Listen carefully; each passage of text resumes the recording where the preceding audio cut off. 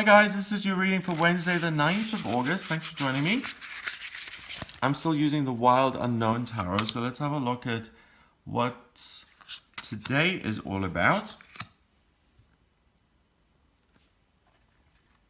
So we have the Daughter of Swords, which is a court card. That's like the Knight or the Princess of Swords. Then we have the Eight of Cups. Look at that. That's such a great card because you can feel that. Look at that. The mountain looms over me and all my cups are broken. I love it. It's so visual. And then we have the Son of Swords. Son of Swords. Daughter of Swords. Okay, great. So first of all, Daughter of Swords. Ideas, new ideas, passion, enthusiasm, sense of learning. Things are going on at the moment.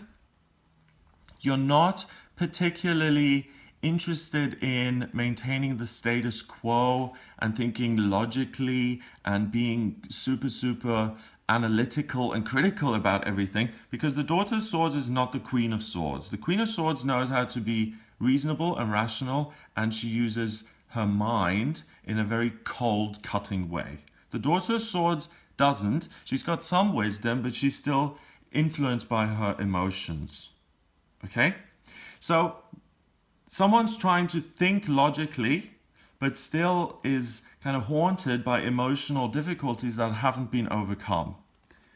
That is represented by this card, the Eight of Cups, which is my hopes and dreams are insurmountable. Look at this huge black mountain. It's like depression in a card. I mean, they captured it beautifully. That's depression in one word, in one card, in one visual image.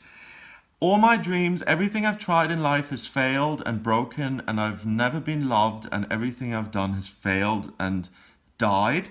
And if I want to move forward with my life, I've got this huge mountain ahead of me that I have to climb, and on the other side of it, there my wonderful happy life lies. But I'm just one single person. I don't have the energy to climb this mountain, so I'm just going to lie here with my broken cups and feel sorry for myself and give up. That's a way of thinking that the ego loves. It adores that kind of narrative. That's the kind of thought that the ego is just, it applauds it, because that kind of thinking is just going to keep you stuck. It's going to keep you mildly miserable, and that's what the ego wants. It wants you to stay here in this unhappy place. It doesn't want you to go over the mountain to your land of milk and honey and dreams coming true, because it wants to keep you from fulfilling your life purpose. So the only way to get over the mountain is if you ask for help, because you as one individual, you as one spiritual person being on your path, learning how to deal with the emotions and the thoughts, balancing them, you haven't got it all together yet. None of us do. None of us ever will. So you've got to ask for help, and help comes from a power that isn't a human power. So you ask help from the universe, God, if you believe in God, your higher self, your true divine self, whatever it is you believe in, whatever is a force greater than yourself, and it's a force of your understanding that you can connect to, you connect with that and say, I don't want to stay here anymore. I do have things in life that I am destined to enjoy and that will be given to me, and I'm going to refuse to let the ego keep me stuck and present me with this ridiculously depressing mountain. I mean, you're laying it on really on too thickly, you know? This is, I mean, it's too depressing. No one can stay in that place, so you have to do something about it. So the ego screwed itself up because it went too far, and now we have to do something about these feelings, so the ego is lost. Finally, we have the Son of Swords, who's similar to the Daughter of Swords in terms of he's rash. He doesn't know what his own thoughts are. He doesn't think them through. He doesn't plan ahead. He just rushes into anything at the drop of a hat, and he's reckless and he's irresponsible, and he gets himself into a lot of trouble because he doesn't know what he's doing really. So what we've got is this in the center, and then we have these two. Okay, so the big problem, the big dream that's died and that's really been sad and that's really going to affect you today is disappointment about your love life.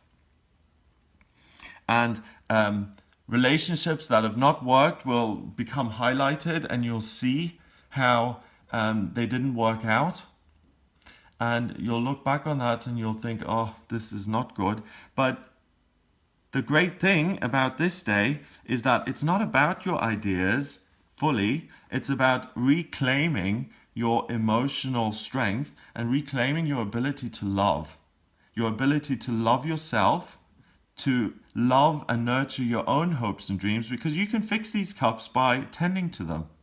So don't look at the mountain, look at your own hopes and dreams and believe again that you can achieve them. Connect with your higher power and restore your faith in yourself, in the world, that all good things can come to you if you believe they can.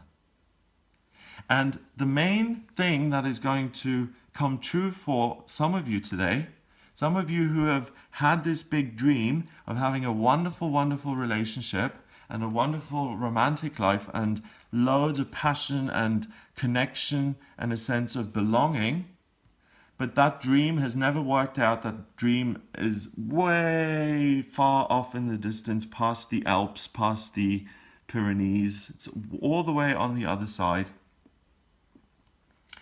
If you focus on loving yourself today and completing yourself and giving yourself a break and saying, I am going to reclaim my own hopes and dreams, I think it's really likely that you'll meet someone today.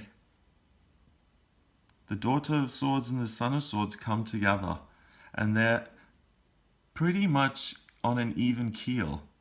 So it's very likely that if you turn this around and re-embrace your dreams and say they can come true, that you will meet someone who's very, very, very like you